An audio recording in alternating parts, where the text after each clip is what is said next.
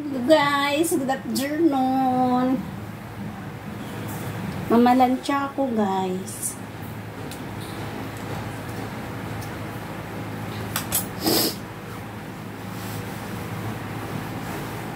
Kahapon, nag-general cleaning ako. Ngayon mamalansya ako guys.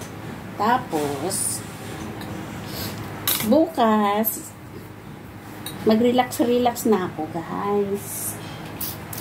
Hanggang 1. Wala kasi dito yung busa natin pag gusto tayo maglinis kasi walang istorbo, wala tayong ipagluto. Dalawa lang kami ng yaya guys. Nagluto ako ng agahan kaya kumakain siya ng kanin ng agahan. Dala na hapunan yun. Kaya relax ta guys. Kaya pagdating nun, mga 2 linggo sila yata. Madami naman yung labahan guys. Patay naman katawan ni Inday. Magluto pa.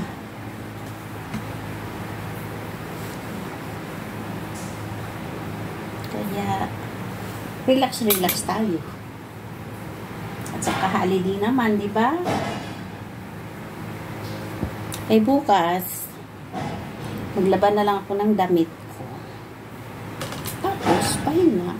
Ngayon, kakagising ko lang.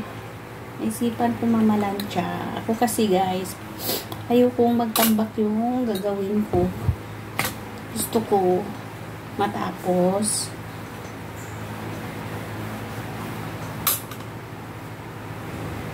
Kasi pag dito sila, puro kusina lang ako guys. Kusina, bukas ng gate.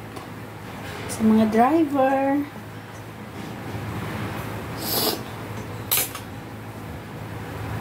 Mag-ano ng mga deliver. At mga lalamog. Kaya, hindi nga okay pa yung pakiramdam ko guys. Masakit pa rin yung tuhod ko. Ano pala? Matagal pala yung mawala yung sakit sa tuhod mo. Dahil daw sabi, mataas ang uric acid ko. Tsaka bawal ang lansunis. Hindi naman ako kumakain ng baboy. Isda lang at gulay. Tapos, nagkaganon. Lansunis daw yung guys. Bawal daw sa uric acid yung may mga buto. Hindi rin ako umiinom ng gamot. Kasi ayaw ko masana yung katawan ko sa gamot.